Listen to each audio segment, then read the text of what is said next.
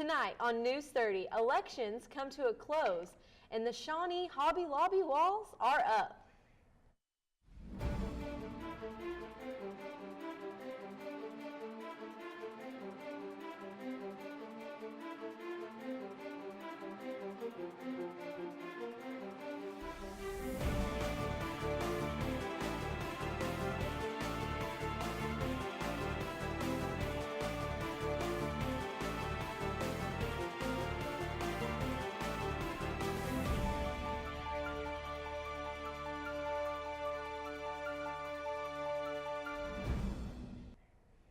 Hello, I'm Lindsay Skinner. And I'm Jordan Hunt, filling in for Hannah Morris this week. November 9th marks the 25th anniversary of the fall of the Berlin Wall. The destruction of the wall was an iconic moment in history that many see as a visual symbol of the fall of communism. The wall was erected on August 13, 1965 and fell in 1989. Today, portions of the wall can still be seen. The longest section still standing is the East Side Gallery. The creators of the historical site allow artists from around the world to pay a fee in order to cover the wall with their work. This standing portion stretches for only 1.5 miles, a tiny distance when compared to the 100-mile-long original. Most of the wall was destroyed following Germany's unification, making way for its rapidly changing future. Tuesday's midterm election results have been announced. Here in Oklahoma, Governor Mary Fallin defeated Joe Dorman to continue on to a second term. In the United States Senate, Senator Jim will go on to another new term for 20 years of serving as a U.S. Senator. Republican Representative James Lankford claimed the seat vacated by Senator Tom Coburn. Republican Steve Russell will take Senator Lankford's seat in the House of Representatives. He will represent Oklahoma District 5, which includes Pottawatomie County. The Republican Party is now in control of both the House and the Senate. For information on Oklahoma state elections, visit www.ok.gov/elections. Democrat Earl Emmett Everett died Monday after a two-car accident sent him to a Tulsa hospital. Everett was an underdog in the race for a U.S. House seat against Republican U.S. Representative Markwayne Mullin. In his youth, Everett served in the Korean War. He decided to enter the race despite his age, based on a belief that Mullin was failing to do enough for his district. A patient in Tulsa became ill shortly after a trip to Africa, but blood sample results revealed Saturday that the patient tested negative for Ebola. The test did reveal a positive result for malaria, however, and the person has been placed in isolation within the Tulsa hospital. According to the State Department of Health, Ebola was not a likely option for the man, and the CDC blood test was only a precaution. The doctors from In His Image Family Medicine returned this month after 10 days in Erbil, Kurdistan, Iraq. According to the Tulsa World, they partnered with Tulsa-based ministry World Compassion, a group with a long history of humanitarian relief in the Kurdistan. The group arrived in Istanbul, Turkey, with 23 pieces of luggage, each filled with medicine and supplies. While there, they provided care to more than 750 people. According to In His Image team leader Dr. Mitch Doanik, those served consisted mostly of Kurdish Christians who were driven out of their homes by the Islamic State. Their team made a similar trip last year, and a trip for 2015 is already in the works. When rushing to stop a fire, the last thing you need is wheels falling off your truck. Pierce Manufacturing has recalled 135 fire trucks after finding a flawed part that could cause the wheel to literally come off while in motion. The National Highway Traffic Safety Administration said the recalls cover Pierce Aero models from 2010 to 2011. The agency began investigating the truck Saturday after receiving reports of lost wheels during emergencies from Edmond, Oklahoma. There were also cases in Milwaukee and Portland. Pierce Manufacturing will inspect all 2010 and 2011 model trucks and replace any defective parts. It's hard to make time for exercise, so when you hit the gym, you want to make sure your workout counts. There are several myths that people believe about exercise that simply aren't true. Cardio exercise, like running, can be good for you, but cardio alone isn't enough to make you lose weight. The only effective way to drop pounds is by intaking fewer calories than you put out. Adding weight training to your cardio is a great way to burn those extra calories. Remember, running or biking is never an excuse to skip leg day. Finally, the myth that cardio is pointless unless you do it for an hour is untrue. Doctors say that as long as you are doing any cardio at all, your heart and body will be healthier. Efficient cardio can make you burn calories up to 38 hours following your workout. Overall, the key to a healthy lifestyle is more activity in your life. If you dislike YouTube ads, a change may be coming to the popular site. And another app is added to the list of restaurant mobile services. Stay tuned. The popular video site YouTube is looking to raise revenue through paid subscriptions. Last year, YouTube launched a program that allowed users to charge viewers. The company expanded the program in October. For users who don't wish to see ads, a paid subscription option will give the users a choice of ad-free YouTube. The company is also developing a service especially for music. The service has been tangled up in delays over features and licensing problems. When it does launch, the music service will also have an ad-free paid option. America is a melting pot of cultures, so much so that many of us don't even know the extent of our own heritage. Ancestry.com recently added 3.2 million Native American historical records and images to their database after partnering with the Oklahoma Historical Society. In 2010, the site displayed an unusually low number of American Indians and the Alaskan Natives on their census forms, prompting researchers to dig deeper. The results revealed that the undercourt was not a data error, but rather the fact that millions of people failed to realize the Native American blood present in their lineage. With this new information, Ancestry.com boasts more than 10 million American Indian historical records, making it the largest online collection of Native American documentation. Oklahoma Baptist University has recently placed a special focus on disaster relief. On Saturday, OBU students and faculty received training for disaster situations. The event was organized in cooperation with the Baptist General Convention of Oklahoma. Teams from Southern Baptist Disaster Relief taught participants how to use chainsaws and clean debris from homes. Those who completed the training received a certified credential badge. The badge will allow them to respond to disasters around the country. Construction continues on the Shawnee Marketplace. The first walls of Hobby Lobby are now in place. The project is contracted to Hunt Properties. Phase 1 is expected to be completed in 2015. This phase will include Hobby Lobby, TJ Maxx, PetSmart, Ulta, Famous Footwear, and Aldi. A phase 2 is also planned, but has not yet been finalized. Shawnee Marketplace will be located on Kickapoo Street, just south of Interstate 40. How long does it take to make an untrained horse into a national champion? 8 months if you're up to the American Horsewoman's Challenge. The event is held in Oklahoma and challenges contestants to turn an unbroken horse into a competition-ready winner in just 8 months. Jerusha Steinert and 4-year-old horse Misabi Warrior beat 30 competitors to take home to St. Paul, Minnesota Grand Champion honors. The event is open to all female trainers in the U.S. and Canada. Steinert has been training since 2000. Taylor Swift is making a great wave with her new album, 1989, but also stirring up controversy. Here's Nicole Smith with more. On the same day that popular pop and country music artist Taylor Swift announced her next big tour, she also requested that Spotify remove all of her music. If you go to the Spotify website or app and try to search for Taylor Swift, you'll find a note that says, "The artist or their representative have requested that this album not be on Spotify. We are working on it and hope that they will change their minds soon." I went around campus and asked some fellow Taylor Swift fans how they felt about Taylor Swift removing her music. So the day I had downloaded Spotify was the day that she'd taken it off and asked to take it off. I was so upset because that was the only reason I went to download Spotify, was hopefully it would be on there.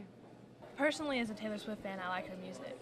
So I guess it is kind of lame, but I guess for some people, given the circumstances, maybe could be good, could be bad. I really don't know. Yeah, so. I think it might depend on like the reason why. Because if she has a good reason, then I guess it can be justified. But if it's just like because, then I think it's pretty lame. I think we should be able to listen to it. And if it's not on Spotify, people are gonna find other ways, via like YouTube or sharing on iTunes or something. I don't know. I did not realize that, but I mean, I love her music, and so I would be pretty upset if it was all removed and that we just, I don't know. I like listening to her music. It's very inspirational a lot of the time. I guess I don't really have an opinion. I mean, I understand because they work hard, I guess, to make their music, and so they probably want people to pay for it. But then again, I mean, there's other really well-known artists that put their music out there for free, too. Taco Bell has added another reason to pick up a taco or burrito. A mobile app for unlimited menu customization, ability to skip the line by paying for your food, and immediate notification when you are 500 feet from a Taco Bell. All this allows you not only to interact with not any of the workers from Taco Bell and get exactly what you desire. Though this does add to the conversation of businesses working away from personal communication with customers to create a digital face, there is much excitement to see how this new part of the digital era is met. So, will the weather stay cold as we finish our week? Tiami Cortez has your weather next. It's definitely getting colder now in the Shawnee area. Let's hear from Tiami Cortez with more. It definitely is. Thank you, Lindsay and Jordan. We are definitely out of our overly warm fall days and finally into some lower temperatures. Over the past week, we've seen quite the ups and downs in our weather. Friday's high got up to 75 degrees, dropping off on Saturday down to 57 degrees. Then Monday was filled with rain, which brought the temperatures down, and by Wednesday was a high of 59 degrees. Today's high of 65 still does not beat the record temperature in 1996 of 77 degrees. The normal average of today isn't too far off at 59 degrees.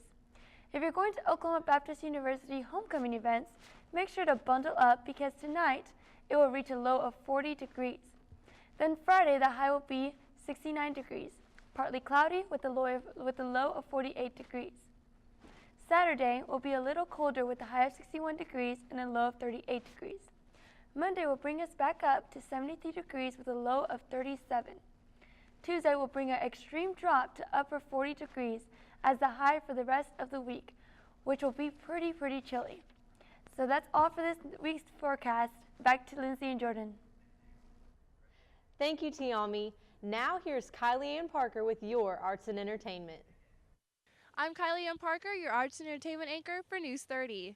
This first week of November brings more than just the beautiful colors in the trees. This week is homecoming week for OBU students, faculty, and alumni. So with that, there are many activities going on this weekend. And also, Much Ado About Nothing premieres tonight, presented by OBU Theater Department. Co-director Stephen Kerr discusses the setting of Much Ado About Nothing. Our setting is the Hamptons, so this very rich, very elegant, upper-class feel in modern time frame. So the clothing that will be represented on stage, as well as the makeup, is going to reflect that elegance, that upper-class feel that the Hamptons would have. But all props are given to both Nina and Olivia for their hard work. Co-director Carly Conklin describes the stage setup for the play. We wanted for there to be a feeling of the audience being in a live studio audience that is watching this thing that is going to be broadcast live into people's homes. Our goal for doing that was so that we could make Shakespeare a little bit more accessible to those people who might not be super familiar with Shakespeare. As part of his senior capstone, Kerr had to research the setting and plot of the play. Through this research, he found that the play is based mainly on deception. Self-deception and deception that is perceived and given by the villains in the play. People in this play are, couples are deceived by their friends to fall in love, and then there are those that are deceived to commit horrible atrocities. Through co-directing, Conklin realized that she and Kerr complement each other. The fact that I have this person here that I feel like really does complement my weaknesses are his strengths throughout this process, and that's been really, really fun, and that accountability has been really wonderful too. Kerr agrees that they complement each other, but he says finding himself through co-directing has been the most exciting. I love being a part of this beautiful, beautiful art program that we get to just come and play every day. But it's hard. It's challenging, but it's super rewarding, and that's something that I've had to wake up and remind myself every day. The play opens tonight at 7:30 and will run through Saturday the 15th. Tickets are $11 for adults and $5 for students and can be purchased online at www.okbu.edu/theater or by calling 405-585-4350. OBU students have participated in many events during this homecoming week. And just a few of those were the Coffee and Canvas, the Bison Tug, and the Ho-Ho Crawl. The bonfire will take place tonight at 10 p.m. in the Sarkees Field. Also, the premiere of the Midnight Roll will take place on the steps of Rayleigh at midnight.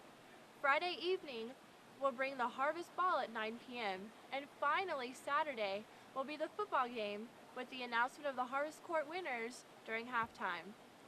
Here's what some OBU students had to say were their favorite things about homecoming week.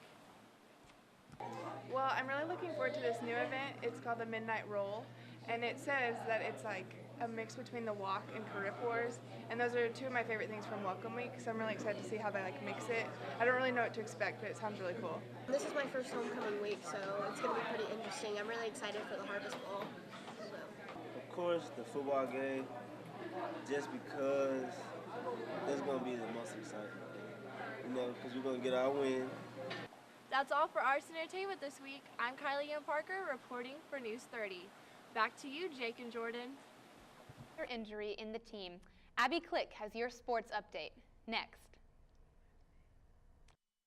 The Thunder have suffered another injury in the team. Here's Abby Click with more. Thank you, Jordan.